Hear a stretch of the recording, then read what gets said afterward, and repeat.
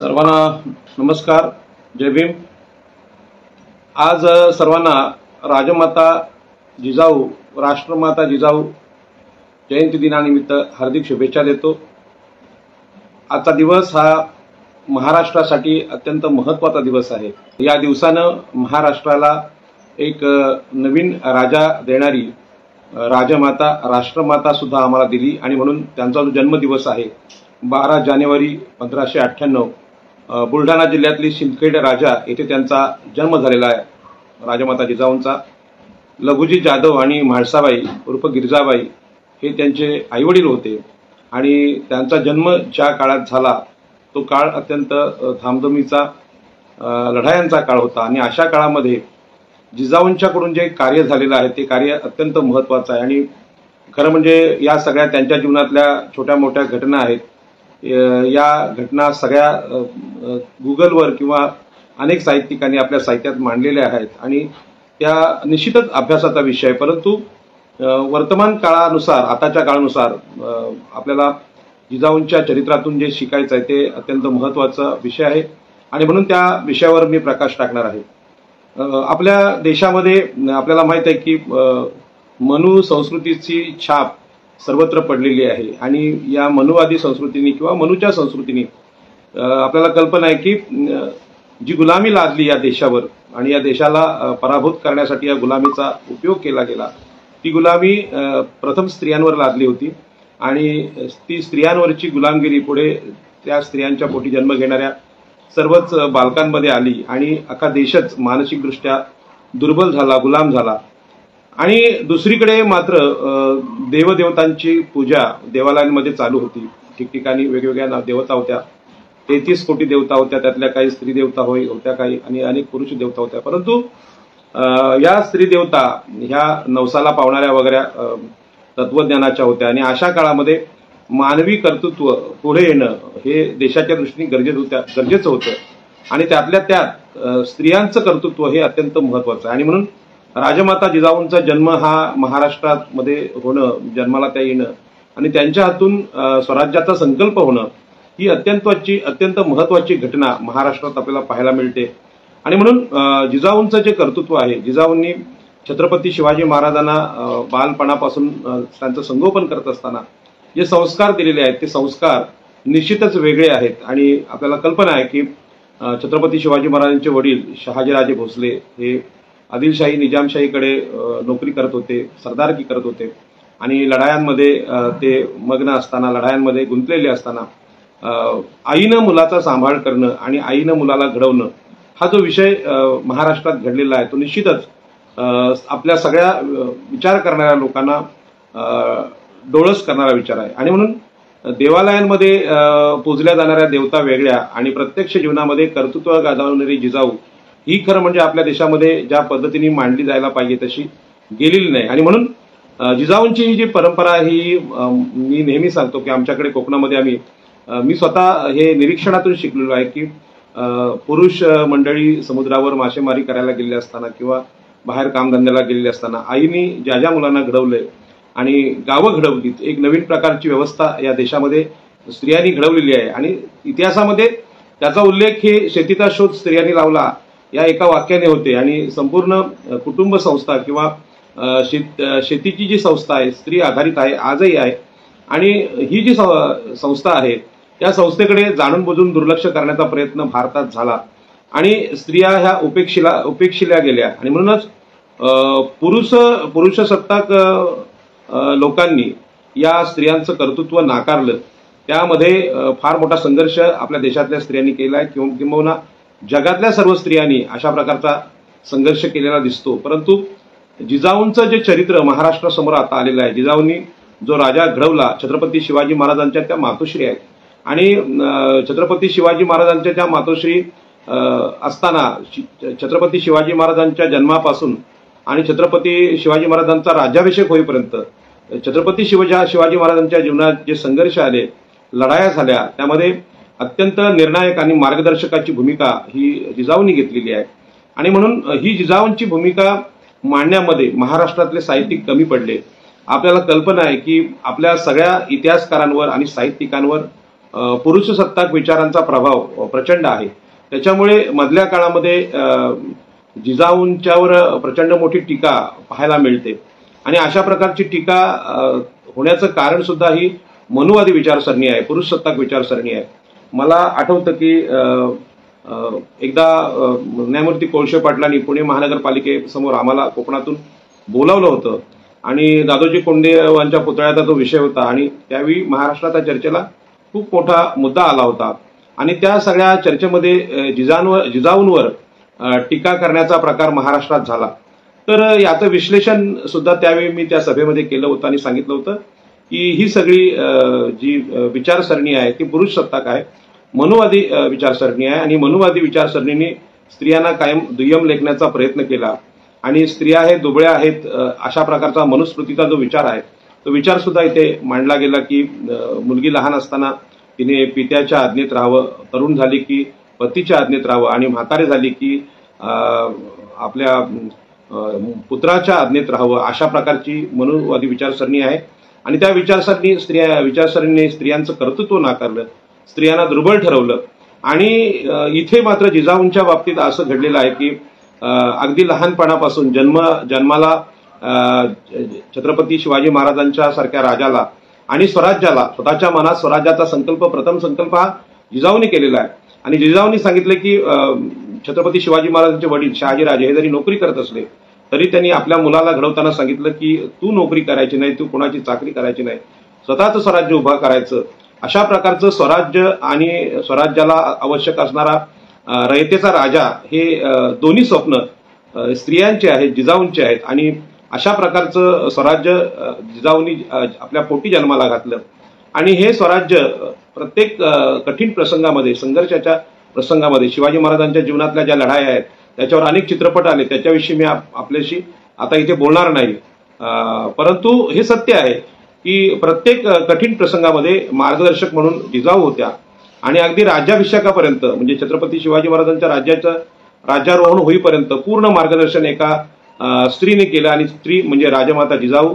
आणि या राष्ट्रमाता जिजाऊंच्या या संकल्पामध्ये आपल्याला माहित आहे की आपल्या देशावर मोगलांचं राज्य होतं आणि मोगलांच्या राज्याची पद्धत ही स्त्री विरोधीच होती आणि इथला जो मनुवादी प्रशासक होता छत्रपती शिवाजी महाराजांच्या अगोदरच्या काळात आपल्याला कल्पना आहे की आदिलशाही निजामशाहीमध्ये इथले पाटील आणि कुलकर्णी हेच मोगलांचे प्रशासक होते आणि ते स्वतः मनुवादी होते, स्त्रियांच्या विरोधी होते. आणि अशा प्रकारचं राज्य मला मान्य नाही, स्त्रियांचा आदर करणारा राजा मला हवा आहे, अशा प्रकारचा जिजाऊंचा विचार इथे मांडला गेला आणि तो विचार हा मनुस्मृती विरोधी विचार आहे. आज मनुस्मृती काय आहे हे सांगण्याचं काम आपल्याकडे डॉक्टर बाबासाहेब आंबेडकरांनी केलं आणि स्त्रियांची गुलामगिरी काय आहे हे सांगण्याचं काम नव्या युगात इंग्रजी शिक्षण घेतल्यानंतर महात्मा ज्योतिबा फुले आणि सावित्रीमाईंनी केलं आणि त्यानंतर स्त्रियांच्या अधिकारांची, स्त्रियांच्या मताची काही संस्कृती असते किंवा छत्रपती शिवाजी महाराजांसारखा राजा ज्यांच्या पोटी जन्माला आला त्यांच्या आईचं कर्तृत्व सुद्धा खूप मोठं आहे असं मान्य करण्याचा प्रघात आपल्याकडे नव्हता. परंतु महात्मा ज्योतिबा फुलेंनी ज्यावेळी सांगितलं की बाबा स्त्रिया या शिक्षण नसल्यामुळे गुलाम झालेले आहेत आणि म्हणून त्यांना प्रथम स्त्रियांना शिक्षण देण्याची सुरुवात आपण केली पाहिजे आणि जिजाऊंना अशा प्रकारचं राज्यकारभाराचं शिक्षण त्यांच्या बालपणीच मिळालं होतं.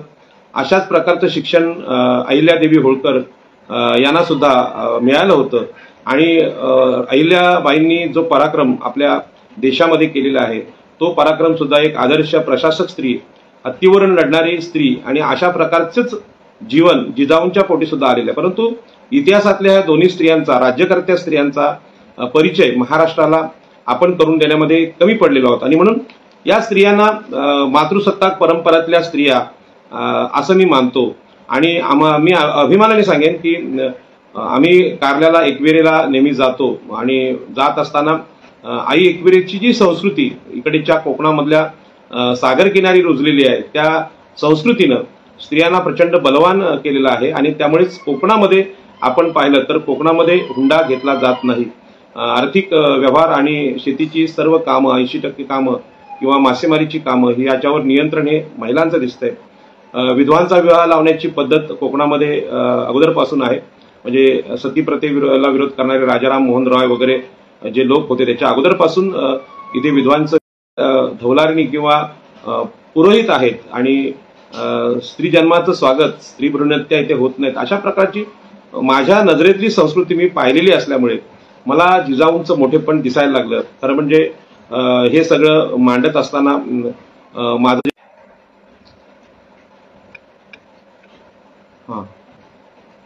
तर ही जी परंपरा या परंपरेवर महाराष्ट्रात कमी बोलताना लोक दिसतात, परंतु ह्या निरीक्षणातून कोकणाची जी भूमी आहे ही भूमी परशुरामाची नाही तर भगवान बुद्धांची आहे.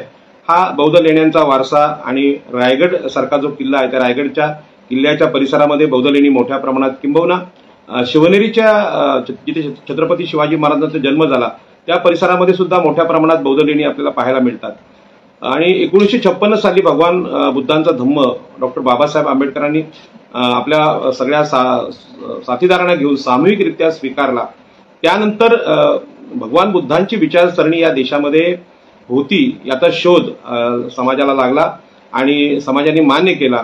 आणि या बौद्ध विचारसरणीनुसार रायगड किल्ला किंवा कुठलेही किल्ले कोकणातले तुम्ही पाहिलेत तर त्याच्यावर ज्या पाण्याच्या टाक्या आहेत त्या टाक्या फार पुरातन आहेत आणि पाण्याच्या टाक्या अशा खडकामध्ये डोंगरामध्ये असणं म्हणजेच तो जुना बौद्धकालीन इतिहासाचा भाग आहे हे सहज लक्षात येतं. त्यामुळे जिजाऊंचा काळ असेल किंवा छत्रपती शिवाजी महाराजांचा काळ असेल यांच्यामध्ये विचारसरणी काय असेल ही तसं कळण्याचा एकमेव मार्ग म्हणजे ही जी सरकारी गॅजेट आहेत किंवा हा जो भारताचा सांस्कृतिक इतिहास आहे त्याच्यातूनच ते कळू शकतं. परंतु जिजाऊंना सन्मान देणारी विचारसरणी आणि छत्रपती शिवाजी महाराजांची आई त्या आईला जिजाऊंच्या स्वराज्याचं श्रेय देण्याचा प्रयत्न मागच्या काळात झाला नाही, किंबहुना तो प्रयत्न डावलून शिवाजी महाराजांचे कोणीतरी रामदास स्वामी किंवा दादोजी कोंडदेव गुरु आहेत आणि त्यांनीच महाराजांना घडवलं अशा प्रकारचे विचारसरणी लादण्याचा प्रयत्न झाला. आणि तो प्रयत्न सुद्धा या देशावर पुरुषसत्ताक विचारसरणीचा प्रचंड प्रभाव आहे आणि तो प्रभाव स्त्रियांचा जो अधिकार आहे स्त्रियांचं यश आहे तो नाकारण्याचा प्रयत्न आहे. आणि मग प्रश्न असा येतो की ज्यावेळी महात्मा ज्योतिबा फुले आणि सावित्रीबाई फुले यांनी स्त्री शिक्षणाची सुरुवात महाराष्ट्रात केली त्यांना विरोध करणारे लोक हे सगळे तथाकथित गुरु लोक होते किंवा वेगवेगळ्या संप्रदायांचे मठांचे प्रमुख होते. आणि या लोकांनी जर शिवाजी महाराजांचे आम्ही गुरु आहोत असं जर म्हटलं असेल तर बाकीच्या महाराष्ट्राला तुम्ही शिकवत होते का, किंवा बाकीच्या रयतेच्या शेतकऱ्यांच्या 12 बलुतेदारांच्या मुलाला तुम्ही शिकवत होते का, तर तुम्ही शिकवत नव्हते. त्यामुळे छत्रपती शिवाजी महाराजांचा तुम्ही गुरु असण्याचा प्रश्नच येत नाही.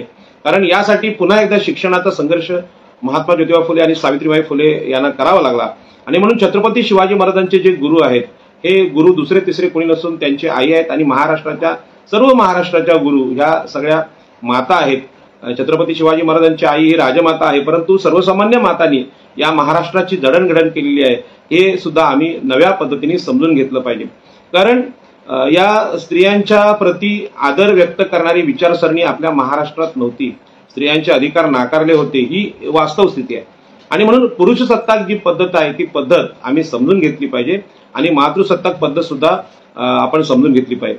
मातृसत्ताक परंपरा ही भगवान बुद्धाची आई एकवीरा आणि त्यांची मावशी प्रजापित्याने भगवान बुद्धांना सांगितलं की स्त्री आणि पुरुषांमध्ये अशा कोणत्याच गोष्टी कमी नाहीत की स्त्री आणि पुरुष हे माणूस म्हणून समान आहेत आणि त्यांना सगळ्या बाबतीत तेवढाच अधिकार मिळाला पाहिजे.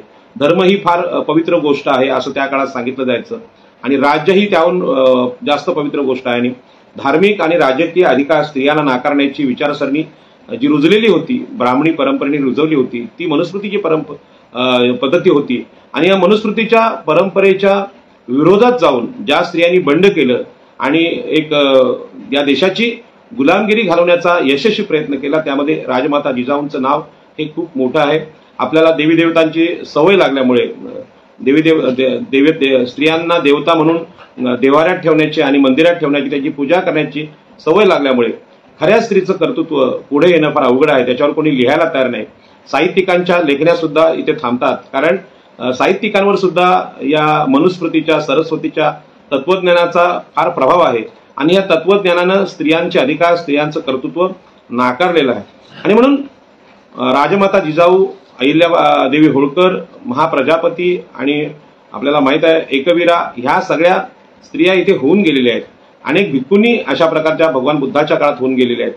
परंतु देवी नवसाला पावणाऱ्या देवता एवढ्या मोठ्या प्रमाणात ब्राह्मण लोकांनी उभ्या केल्या की खऱ्या संकट काळात उभा राहणाऱ्या लढणाऱ्या स्त्रियांचा उल्लेख आपल्याकडे फार कमी जाणवतं, किंवा अशा प्रकारची एखादी स्त्री जरी कर्तृत्ववान झाली तरी तिला देवतेचं स्वरूप देऊन नवसाला पावणारी ती आहे, अशा प्रकारचा प्रपोगंडा उभा केला जातो. आणि म्हणून भवानी तलवार ही आपल्याला माहित आहे कोणी छत्रपती शिवाजी महाराजांना भेट दिली होती, परंतु ते डावलून ही भवानी तलवार एका देवीने शिवाजी महाराजांना दिली आणि त्या दैवी तलवारीमुळेच छत्रपती शिवाजी महाराजांनी आपल्या जीवनात मोठमोठ्या लढाई जिंकल्या, अशा प्रकारचा खोटा दैववाद उभा करण्याचं काम महाराष्ट्रात झालं.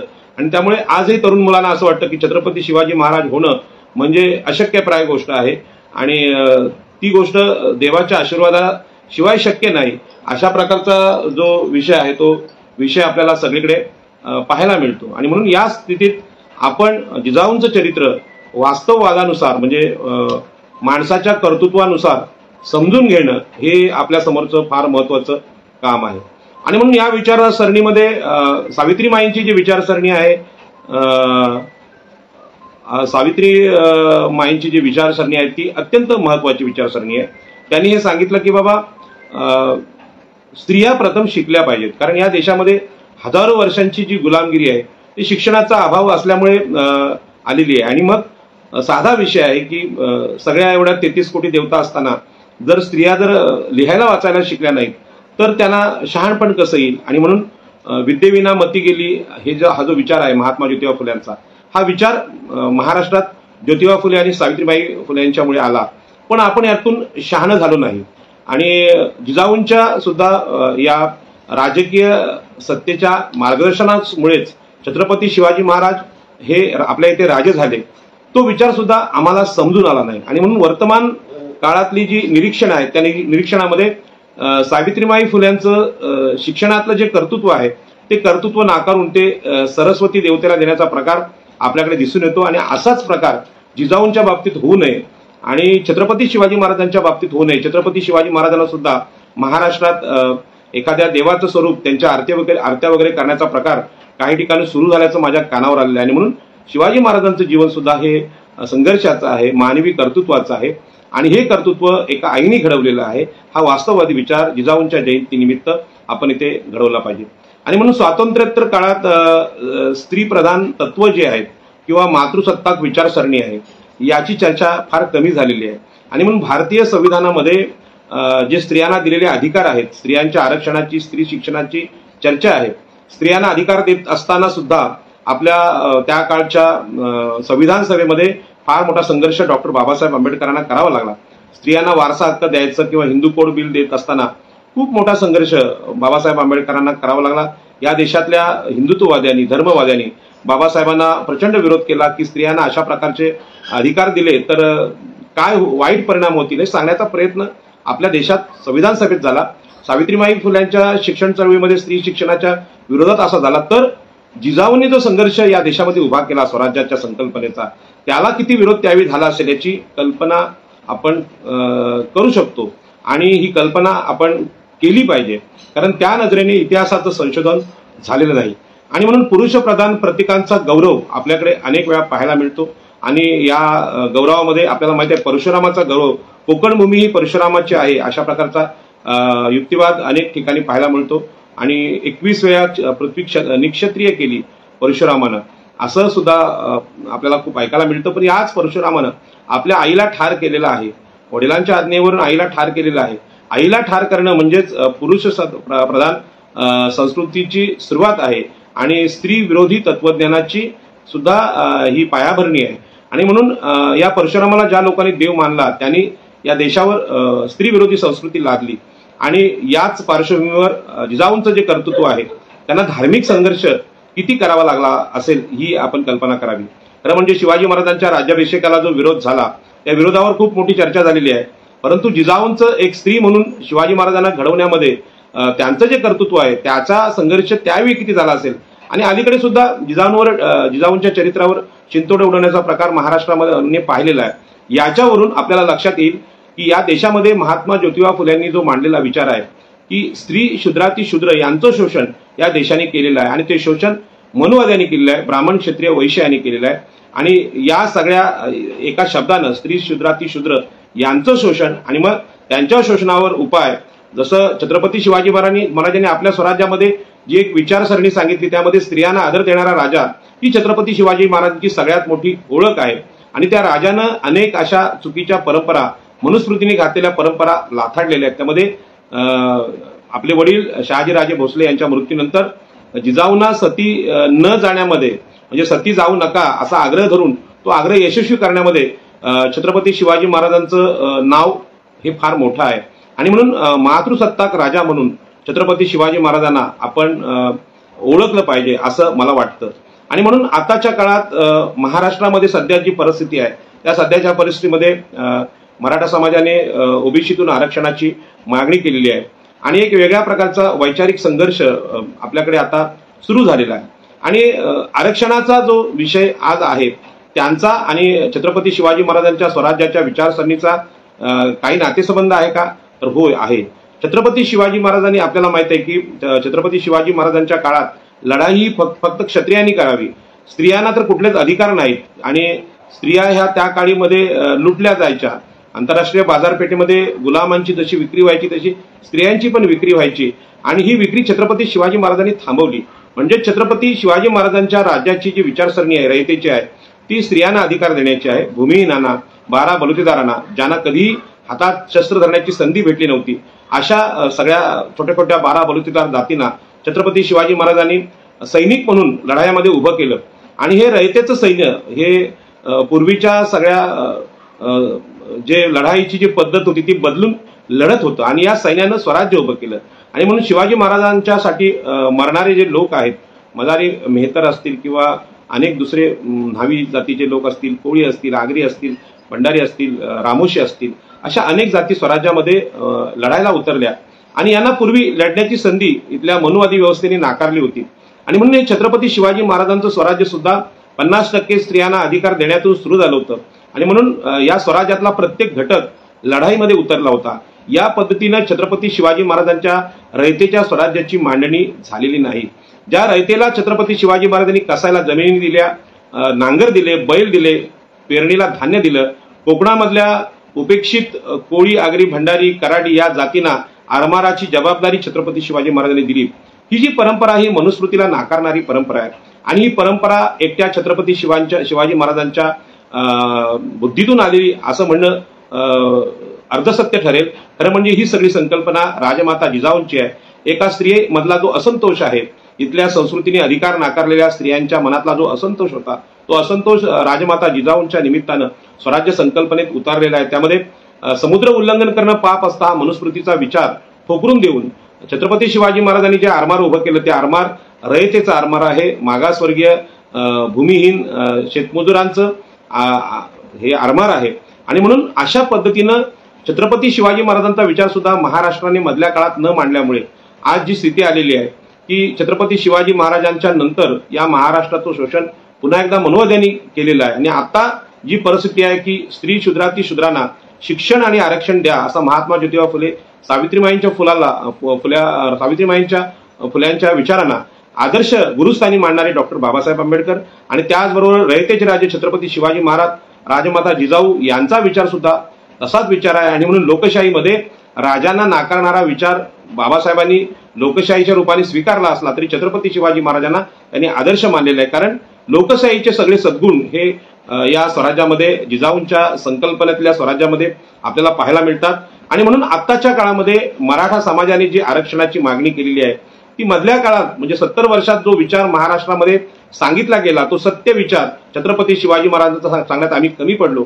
आणि छत्रपती शिवाजी महाराजांचा विचार हा सुद्धा मनुस्मृतीच्या विरोधातला विचार आहे हे सांगण्यामध्ये आम्ही कमी पडलो। आणि त्याच्यामध्ये जर स्त्रियांचे अधिकार देणारी राजमाता जिजाऊ, स्त्रियांचा अधिकार देणारी अहिल्यादेवी होळकर आणि आई एकविरा, महामाया, सावित्रीबाई फुले अशा अनेक कर्तृत्ववान स्त्रिया जर आम्ही मांडल्या असत्या तर निश्चितपणे आपण स्त्रियांना शिक्षण दिलं पाहिजे, अधिकार दिले पाहिजेत।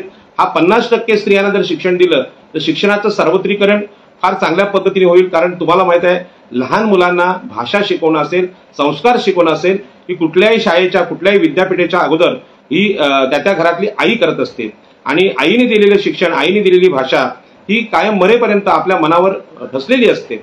आणि म्हणून आई हे एक विद्यापीठ आहे। या अर्थाने राजमाता जिजाऊंचं राज्य शिक्षण आहे, म्हणजे राज्याचं प्रशिक्षण आहे याच्यावर नवीन विचारवंतांनी इतिहासकारांनी प्रकाश टाकला पाहिजे असं मला वाटतं। आणि म्हणून आता तुम्हाला माहित आहे की स्वातंत्र्यानंतर आम्ही हा विचार केला नाही। महात्मा ज्योतिबा फुल्यांच्या स्त्री शूद्रातिशूद्र यांच्या शोषणाचा जो इतिहास होता त्याच्यावर विचार केला, त्यावर उपाय सांगितला नाही। आणि म्हणून महाराष्ट्राचे आताचे जे राज्यकर्ते झाले ते साधारणपणे क्षत्रिय राज्यकर्ते झाले, मनुस्मृतीला धरून असलेले राज्यकर्ते झाले। आणि ओबीसीच्या SC STच्या आरक्षणाचा मुद्दा असला किंवा मराठा आरक्षणाचा आताचा मुद्दा असला तरी सुद्धा या देशामधलं शिक्षण स्त्रियांना नाकारणं, ओबीसी SC STना नाकारणं आणि त्या शिक्षणाचं खाजगीकरण करणं हे जे गुन्हे घडलेले आहेत आपल्या राज्यकर्त्यांकडून, त्याला कारण आम्ही तशा प्रकारची विचारसरणी देऊ शकलो नाही। आणि जी विचारसरणी आज महाराष्ट्राच्या राज्यकर्त्यांच्या मानगुटीवर बसलेली आहे ती पुरुषसत्ताक विचारसरणी आहे। आणि या बाबतीत डॉक्टर बाबासाहेब आंबेडकरांनी अत्यंत सखोल अशी चिकित्सा केलेली आहे। आता एकीकडे 22 तारखेला राम जन्मभूमी मंदिराची स्थापना होते आणि रामायण आणि महाभारत ही दोन्ही महाकाव्य ही स्त्री विरोधी आहेत अशा प्रकारचा विषय डॉक्टर बाबासाहेब आंबेडकरांनी केलेला आहे आणि त्याची चिकित्सा सुद्धा केलेली आहे।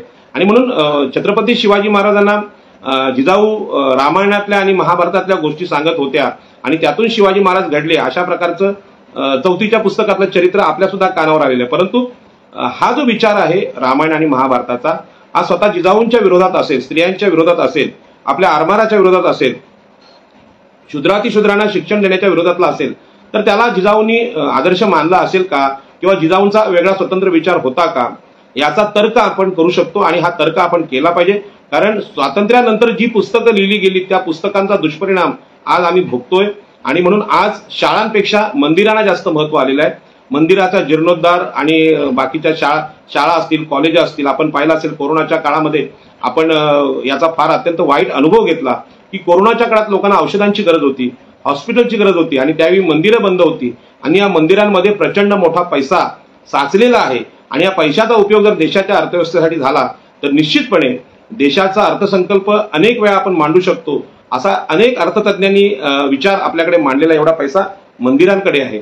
महाराजा यशवंतराव होळकर यांनी सुद्धा सांगितलं होतं की देश संकटात असेल तर मंदिरांनी मला मदत केली पाहिजे आणि ती मदत जर ती यशवंतराव होळकरांना त्यावेळी झाली असती तर निश्चितपणे इंग्रजांच्या गुलामगिरीतून आपण मुक्त झालो असतो। परंतु मंदिरांचा आणि देशाच्या समस्येचा राज्यकर्त्या लोकांचा काही संबंध नाही, मंदिरांचं अर्थशास्त्र वेगळं आहे अशा प्रकारचा धर्मवादी विचार इथे सांगितला गेला आणि प्रबोधनकार ठाकरे यांनी सुद्धा याच्यावर प्रकाश टाकलेला आहे।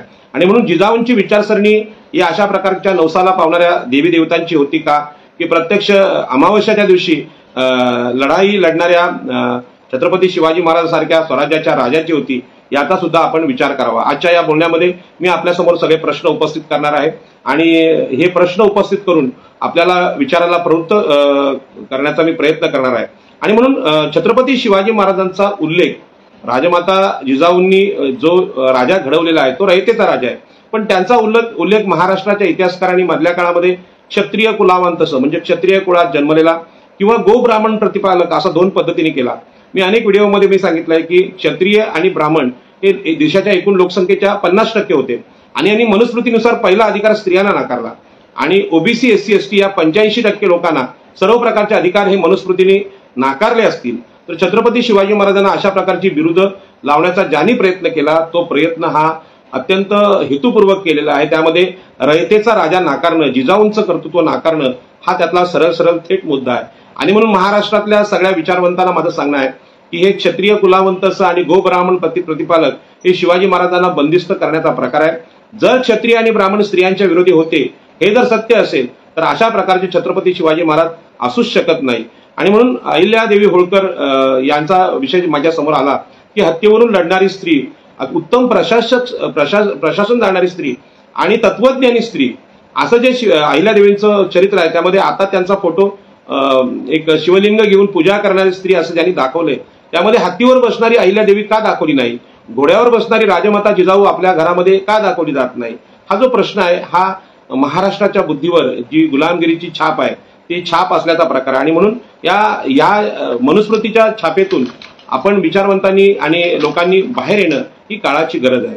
आणि म्हणून मला हे सांगायला इथे अत्यंत वाईट वाटतं की आज महाराष्ट्रामध्ये ओबीसीच्या SC STच्या आरक्षणाची चर्चा आहे आणि मराठा समाजाचे लोक आता आम्हाला कुणबी दाखले द्या म्हणजे शूद्रांचे दाखले द्या अशी मागणी करत आहेत।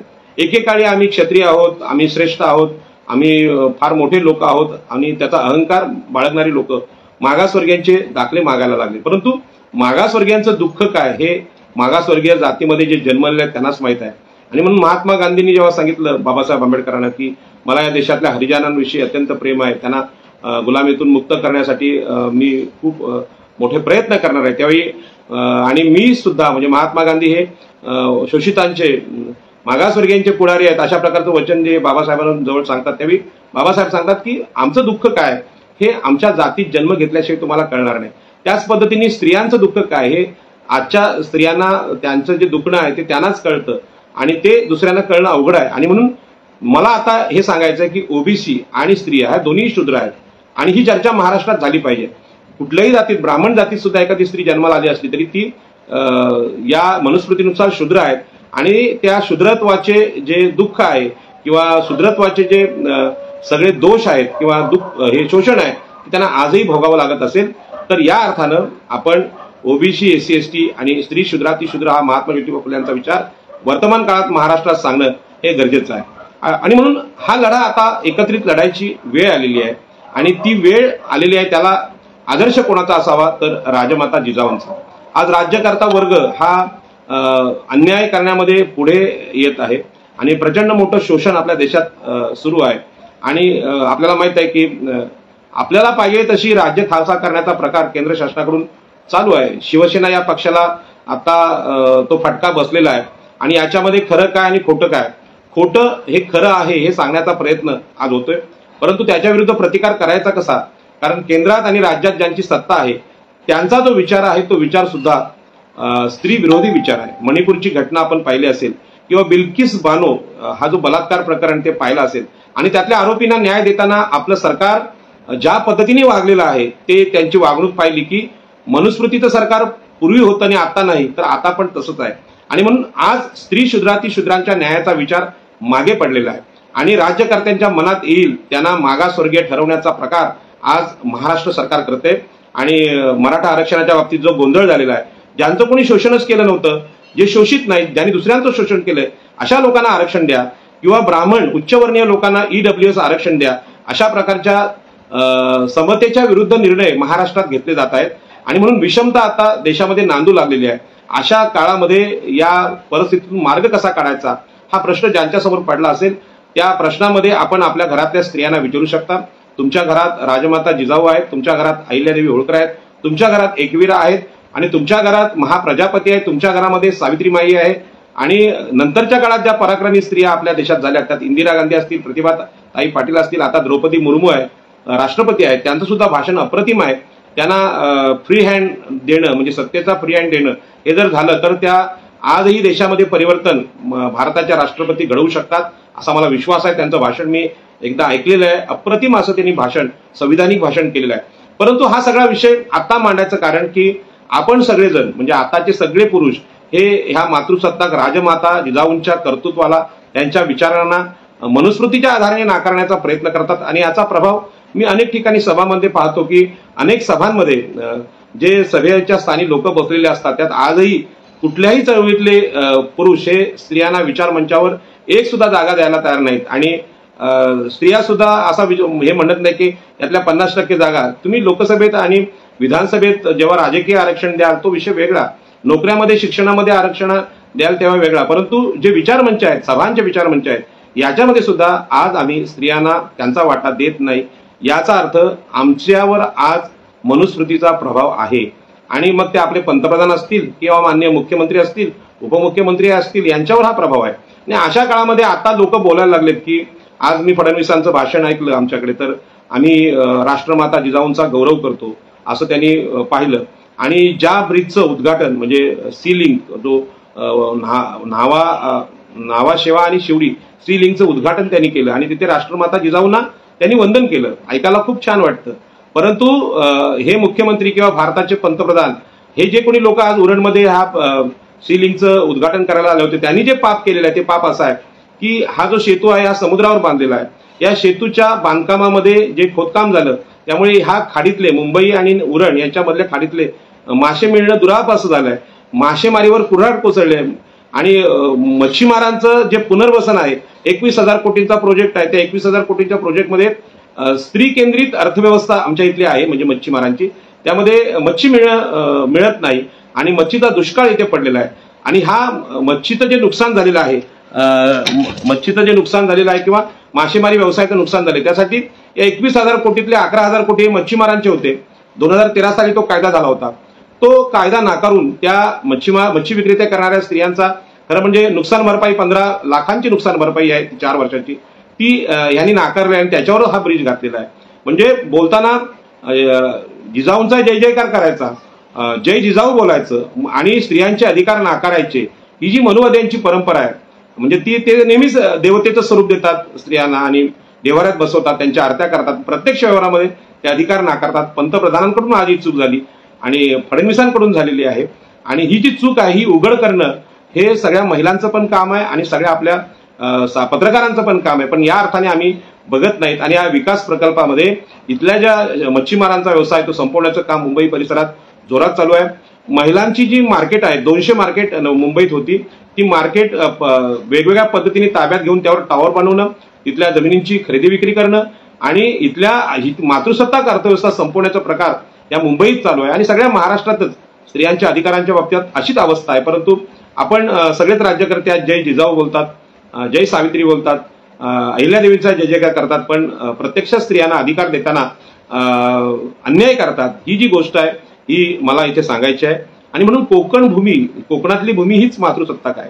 छत्रपती शिवाजी महाराजांचा जन्म शिवनेरीवर झाला आणि राजधानी ही रायगडला आली. त्याचं मुख्य कारण आहे की या कोकणातली स्त्री ही अत्यंत लढाऊ स्त्री आहे आणि पुरुष वर्ग समुद्रावर असताना 15 दिवस समुद्रावर असताना गावांचं रक्षण करणं, घरांचं रक्षण करणं, व्यवहार सांभाळणं हे कोकणातल्या स्त्रिया करतात. आणि म्हणून मला जिजाऊंचं जे पाचाडला जी समाधी आहे रायगडच्या खाली, ती अत्यंत वंदनीय अशी समाधी आहे.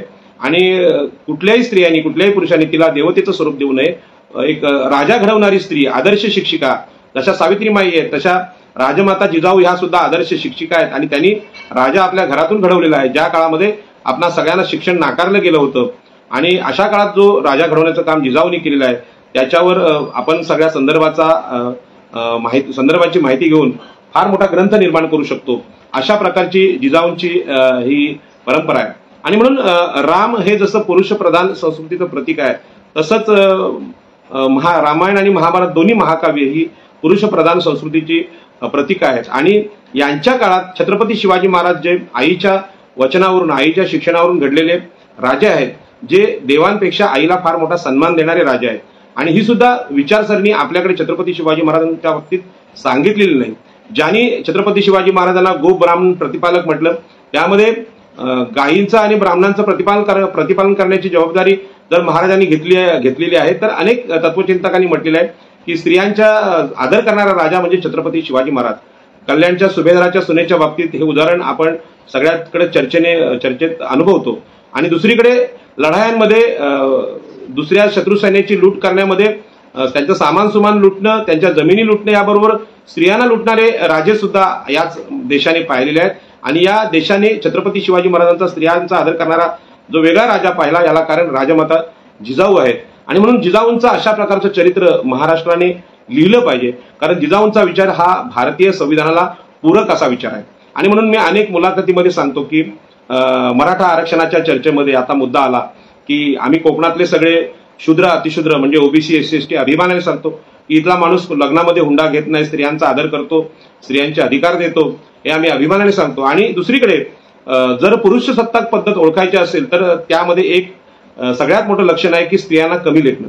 आणि म्हणून मराठा बांधवांमधले जे विचारवंत आहेत त्यामध्ये मला कल्पना आहे की महमद देशमुख यांनी मध्ये फोन केला होता. भीमा कोरेगावच्या लढाईवर मी बोललो आणि त्यांना ते आवडलं. आणि 88व्या वर्षी या विचारवंताने माझं फोनवरून कौतुक केलं. मराठा समाजामध्ये अनेक चांगले विचारवंत, आहात साळुंखे आहेत, महमद देशमुख आहेत, प्रवीणदादा गायकवाड आहेत, श्रीमंत कोकाटे आहेत. या सगळ्यांनी जिजाऊंबद्दल आदर व्यक्त करणारं साहित्य महाराष्ट्रात निर्माण केलं आहे. परंतु स्त्रियांना अधिकार देणं याचा दुसरा अर्थ आहे मनुस्मृतीला विरोध करणं. आणि म्हणून मनुस्मृतीच्या विरोधात उभ्या राहिलेल्या स्त्रिया अशी त्यांची रचना आहे आणि म्हणून त्यांची चरित्र आहेत. म्हणून मला हे सांगायचं आहे की आपण आता आपल्या आचरणामध्ये याची सुरुवात केली पाहिजे की ज्या ज्या स्त्रियांच्या विरोधी प्रथा आहेत त्या आम्ही कमी केल्या पाहिजे. माननीय पंतप्रधान यांनी आज 2 कोटी महिलांना करोडपती बनवण्याचं, लाखोपती बनवण्याचा संकल्प केला, पैशाच्या भाषेत केला.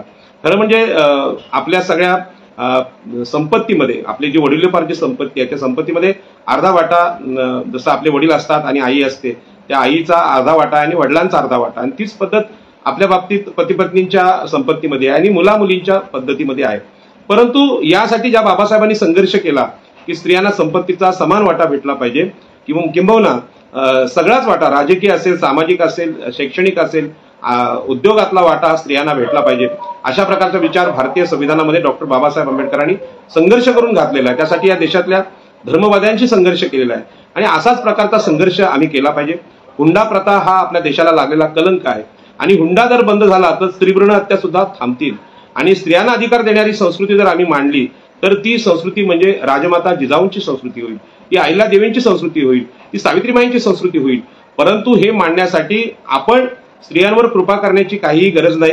जे जे कार्यक्रम असतील त्यामध्ये 50% वाटा जर आम्ही स्त्रियांना देऊ शकलो, विचारपीठावर देऊ शकलो, बोलण्याचा अधिकार त्यांना देऊ शकलो, आणि घरामध्ये हे जे स्त्रियांच्या अधिकारांचे हिंदू कोड बिल किंवा हिंदू वारसा कायदे आहेत याची जर अंमलबजावणी आम्ही केली तर निश्चितपणे देशामध्ये परिवर्तन होईल आणि जिजाऊ प्रत्येक घरात जन्माला येतील असं मला वाटतं.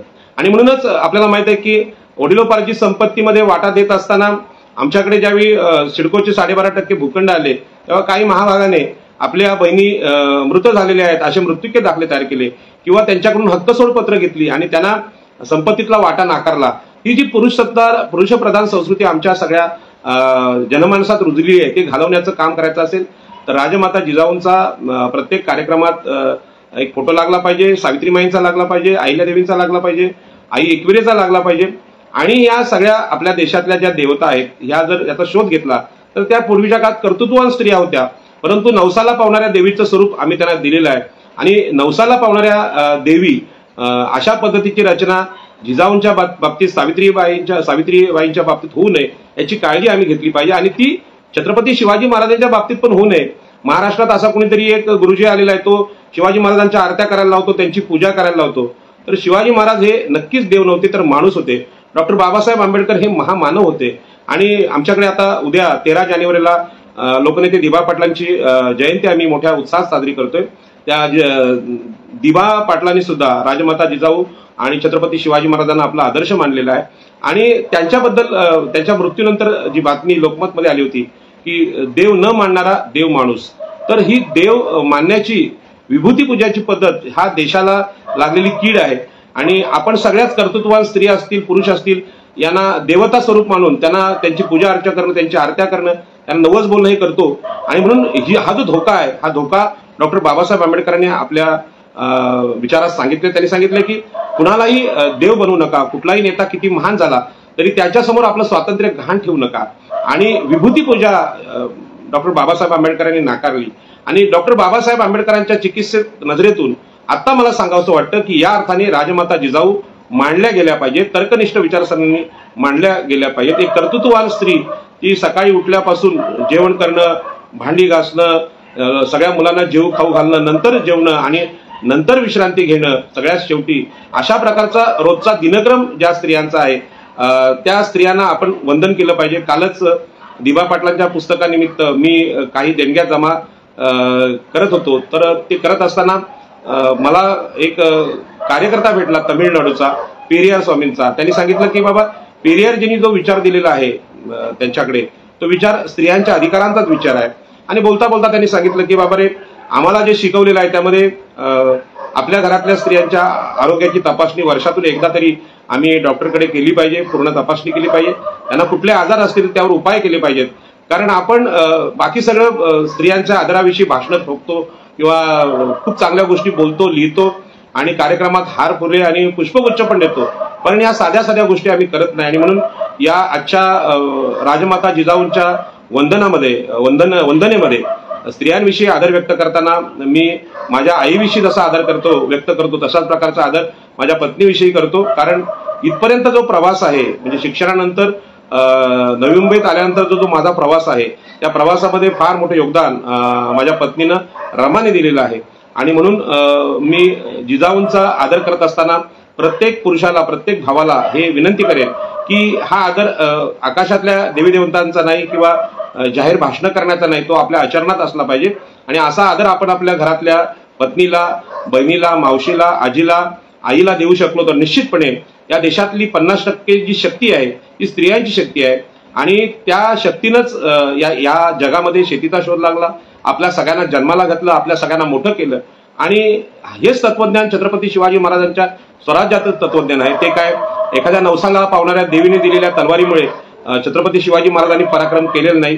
त्यांचे अनेक सवंगडी बाजीप्रभू देशपांडे असतील किंवा तानाजी मालुसरे असतील, यांचा मृत्यू लढाईमध्ये झाला आहे. ही वास्तवातली लढाई होती, ही चमत्कारिक लढाई नव्हती. आणि म्हणून जिजाऊंना वंदन करताना या देशातल्या समस्त स्त्रिया, महाराष्ट्रातल्या स्त्रिया आणि या ज्या महाराष्ट्रानं आजही 70 वर्षानंतर स्त्रियांना मुख्यमंत्री होण्यापासून दूर ठेवलेला आहे, गृहमंत्री होण्यापासून दूर ठेवलेला आहे आणि उपमुख्यमंत्री होण्यापासून दूर ठेवलेला आहे, त्या सगळ्या पुरुषप्रधान महाराष्ट्रातल्या सर्वपक्षीय राजकीय नेत्यांचा मी निषेध करतो आणि जिजाऊंना वंदन करत असताना सांगतो की येत्या काळामध्ये मराठा आरक्षणाच्या विरोधात आम्ही आहोत, कारण ते मागासवर्गीय नाहीत, ते आरक्षण असंविधानिक आहे. अशा प्रकारची भूमिका घेत असताना अनेक लोकांचा विरोध मलाही सहन करावा लागतो. परंतु मी सांगतो, छत्रपती शिवाजी महाराजांचं तत्वज्ञान हे स्त्रियांना अधिकार देण्याचं तत्वज्ञान आहे. आणि आपल्याला सुरुवात करायची झाली तर सगळ्यांना स्त्री शिक्षणातून करावी लागेल. आणि स्त्री शूद्राती शूद्र यांचं शोषण हे जे महात्मा ज्योतिबा फुले यांनी सांगितलं त्यानुसार मागासवर्गीयांच्या आरक्षणाची रचना झालेली आहे आणि ते आरक्षण संविधानिक आहे, ते आरक्षण टिकलं पाहिजे, यासाठी आमचा संघर्ष आहे. भविष्य काळामध्ये आरक्षणाची लढाई असेल, समतेची लढाई असेल, संविधानाची लढाई असेल, ती स्त्रियांना घेऊन, शूद्रांना घेऊन म्हणजे ओबीसीना घेऊन आणि अतिशूद्रांना घेऊन आम्ही करणार आहोत. आणि या लढाईमध्ये आमचे मनुवादी भाऊ ब्राह्मण क्षत्रिय वैश्य यांनी देशाच्या शोषणाची महापापाची जबाबदारी आता स्वीकारली पाहिजे.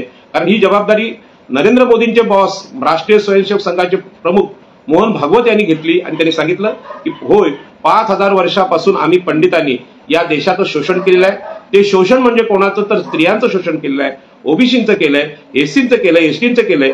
मोहन भागवत जर हे बोलतात तर आपल्या देशातल्या सर्वच उच्चवर्णीय समजणाऱ्या जमीनदार सरंजामी जातींनी हा मोहन भागवतांचं जी माफी आहे ती स्वीकारली पाहिजे आणि मोठ्या मनाने कबूल केलं पाहिजे की ज्यांचं शोषण झालं त्यांना आरक्षण आहे.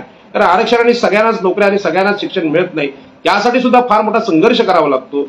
आणि तो लाखातून एखादा माणूस अधिकारी होतो, ज्यांना 1000 वर्ष ज्या स्त्रियांना आपण हे प्रतिनिधित्व नाकारलेलं आहे, शूद्रांना नाकारले, अतिशूद्रांना नाकारले, त्यांना हा देण्याचा प्रश्न आहे. आणि म्हणून महाराष्ट्रामध्ये सत्ताधारी समाज आजही मराठा समाज आहे. मराठा समाजाने जिजाऊंना जर राजमाता आणि राष्ट्रमाता म्हणून वंदन केलेलं आहे, ती अत्यंत स्वागताची गोष्ट आहे. आम्ही सुद्धा महामाया एकविरेला वंदन करतो, प्रजापतीला करतो आणि घरामधल्या स्त्रियांना सर्व प्रकारचे अधिकार देण्याची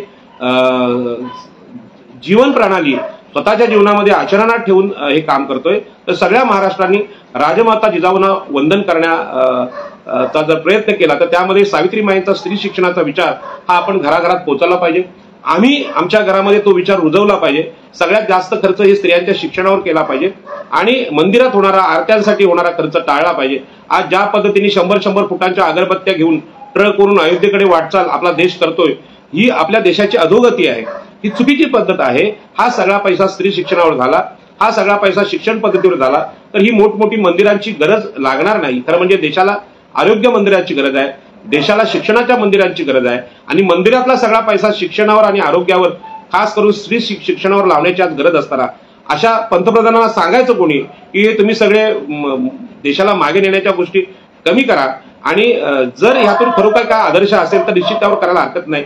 परंतु रामायणाची आणि महाभारताची चिकित्सा डॉक्टर बाबासाहेब आंबेडकर या संविधानिकारांनी केली असेल आणि संविधानाने जर धर्म स्वातंत्र्य दिलं असेल तर तो धर्म नक्की कसा असावा याचा सुद्धा आम्ही विचार केला पाहिजे. तो धर्म महात्मा ज्योतिबा फुले यांनी सांगितल्याप्रमाणे स्त्री शूद्राती शूद्रांना अधिकार देणारा असावा, मागासवर्गीयांना अधिकार देणारा असावा.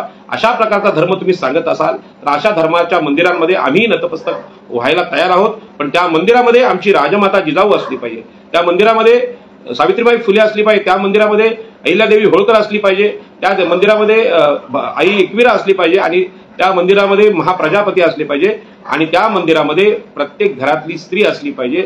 अशा मंदिरांना आम्ही नतमस्तक वैचारिक अर्थाने व्हायला तयार आहोत. परंतु नवस बोलणं, पूजा करणं आणि अशी प्रकारची कर्मकांड राष्ट्रीय स्तरावर सरकार करते ते चुकीचं आहे. आणि म्हणून मी आपल्याला विनंती करेन की राजमाता जिजाऊंचं चरित्र आपण आपल्या पंतप्रधानांना, नरेंद्र मोदींना सुद्धा सांगायला पाहिजे. की 1 लाख रुपये देऊन व्यापारी पद्धतीने स्त्रियांचा उद्धार होणार नाही, तर स्त्रियांना तुम्ही त्यांच्या घरांचे, त्यांच्या जमिनींचे, त्यांच्या प्रॉपर्टीचे, त्यांच्या शिक्षणाचे, त्यांच्या राजकीय सत्तेचे अधिकार देऊ शकलात, तर अशा प्रकारचे लाख लाख रुपये वाटायची गरज नाही. बऱ्याच राज्यकर्त्यांना आम्ही सेठ झालेलो वाटते. नरेंद्र मोदी आपले पंतप्रधान स्वतःला सेठ समजतात, कारण वेगवेगळ्या व्हॉट्सअप ग्रुपवर त्यांना सेठ हा उपाधी लावली जाते. तर ते गुजरातच्या सगळ्या सेठनी कधीतरी महाराष्ट्रातल्या जिजाऊंचं चरित्र वाचावं, कधीतरी सावित्रीमाईंचं चरित्र वाचावं, कधीतरी आई एकविरेच्या मंदिराला भेट द्यावी, आणि मग तुम्हाला राम मंदिर आणि बाकीच्या मंदिरांचा अर्थ कळेल. या मंदिरांमध्ये आम्ही या देशाची मुक्ती मांडत आहोत की गुलामी सांगत आहोत, हा सुद्धा विचार आहे. आणि म्हणून आपल्या घरामध्ये आपण हा विचार आचरणात आणणारा विचार आहे. राजमाता जिजाऊंना वंदन करत असताना प्रत्येकाने आपल्या घरात राजमाता जिजाऊचा फोटो लावावा, जिजाऊंचं चरित्र ठेवावं, आणि आपल्या मुलांना छत्रपती शिवाजी महाराजांसारखा राजा कसं व्हावं हे घडवण्याचा प्रयत्न करावा. तो राजा आजच्या संविधानिक युगामध्ये आमदार असेल, खासदार असेल, डॉक्टर असेल, इंजिनियर असेल, शास्त्रज्ञ असेल, कारण सत्तेची अनेक क्षेत्र आता समोर येत आहेत. त्या सत्तेच्या क्षेत्रांना आम्ही ओळखलं पाहिजे, आणि रयतेचं स्वराज्य जसं छत्रपती शिवाजी महाराजांनी उभं केलं, अशा प्रकारचा संस्कार प्रत्येक आईच्या हृदयात आहे, तिच्या मनामध्ये आहे. त्यांना स्वतंत्र करणं, त्यांना मोकळी वाट करून देणं, एवढं काम पुरुष म्हणून आपल्या सगळ्यांवर आहे. आम्ही पुरुषप्रधान मानसिकता आहे, ती परशुरामाची असेल, रामाची असेल, किंवा बाकी महाभारतातल्या अनेक वीरांची असेल, ती सोडून द्यावी. की बलवान अशी स्वतंत्र अशी द्रौपदी आणि स्वातंत्र्याने फुललेली सीता, जी आमच्या कोळीवाड्यामध्ये आजही महिला आहे, की जिच्या संरक्षणासाठी मच्छी मार्केटमध्ये भावाची, पतीची, पोलिसांची गरज नाही, ती स्वतंत्रपणे मासळी मार्केटमध्ये मुंबईच्या उभी आहे. याच्या पाठीमागचा जो महामाया आणि एकविरेचा जो विचार आहे, तो जिजाऊंचा विचार आहे, तो सावित्रीमाईंचा आहे, तो अहिल्यादेवींचा आहे. आणि हा विचार स्त्री शक्तीचा विचार, या 50% देशातल्या स्त्री शक्तीला मुक्त करण्याचा विचार, ही भारताने जगाला दिलेली देणगी आहे, मातृसत्ताक विचारांची देणगी आहे. आणि त्या मातृसत्ताक विचारसरणीमध्ये राजमाता जिजाऊ हे नाव कोरलं जावं, एवढं मोठं त्यांचं कर्तृत्व आहे. मी माझ्या परीनं हा विचार सांगण्याचा प्रयत्न केला. कदाचित आपल्याला त्यातलं काही पटलं नसेल तर ते आपण सोडून द्यावं, पण निश्चितपणे आजच्या या दिवशी या सगळ्या महिलांना वंदन करत असताना त्या प्रत्येक स्त्रीमध्ये जिजाऊ आहे. आणि आपण जो काही प्रवास केलाय, आपण काही फार मोठे राजे किंवा राजकारणी झालो नसलो तरी जिथे आज आपण सर्वजण तुम्ही आणि मी आहात, त्याच्यामध्ये आपल्या घरातल्या आईचा, मावशीचा, स्त्रियांचा, पत्नीचा फार मोठा वाटा आहे. त्याच्याबद्दल आपण कृतज्ञ झालो तरी राजमाता जिजाऊंना आम्ही वंदना दिली असं होईल. असं हे लांबलेलं माझं भाषण फार उशिरा मी सुरू केलं, ते मी ते संपवतो. आणि आपला सगळ्यांना आपण मला ऐकल्याबद्दल धन्यवाद देतो. आणि पुन्हा एकदा राजमाता जिजाऊंचं चरित्र स्त्रियांनी जर लिहिलं तर मला जास्त आनंद होईल. आणि अशी चरित्र महाराष्ट्रात आली, कारण स्त्रियांना ह्या छोट्या छोट्या गोष्टी जास्त चांगल्या पद्धतीने समजू शकतात. आणि म्हणून मी या विचारवंत स्त्रियांना महाराष्ट्रात विनंती करतो, या स्त्रियांची चरित्र आपण समोर पुढे आणावीत. आणि ही आपल्या अभ्यासकांच्या हातात पडली तर निश्चितपणे भारत देश हा पूर्वी गुलाम होता, आणि त्याला स्वतंत्र करण्याचं काम भारतीय संविधानात स्त्रियांना अधिकार देत असताना डॉक्टर बाबासाहेब आंबेडकरांनी केलेलं आहे. पण मागच्या 70 वर्षात पुन्हा एकदा आम्ही गुलामीकडे वाटचाल करायला लागलो. ही वाटचाल थांबवायची असेल तर महात्मा ज्योतिबा फुल्यांचा जो विचार आहे शिक्षणाचा, स्त्री शिक्षणाचा, स्त्री शूद्राती शूद्र या लोकांना घेऊन मागासवर्गीय समाजाचा एक छोटासा नेता म्हणून मी भविष्यकाळात प्रयत्न करणार आहे. आणि संपूर्ण महाराष्ट्रात दौरे करणार आहेत. आपल्या स्त्री शूद्राती शूद्रांच्या राजकीय हक्कांना ताकद कशी देता येईल, त्यांच्यावरच्या अन्यायाला वाचा कशी फोडता येईल, अशा प्रकारचा न्यायाचा विचार घेऊन मी महाराष्ट्रात फिरणार आहे. मला विश्वास आहे की आपण सगळेजण माझ्यासोबत राहाल आणि आपण सगळेजण माझ्या मदतीसाठी तयार राहाल, अशी विनंती मी करतो. आणि माझंही बोलणं संपवतो. जय हिंद, जय महाराष्ट्र.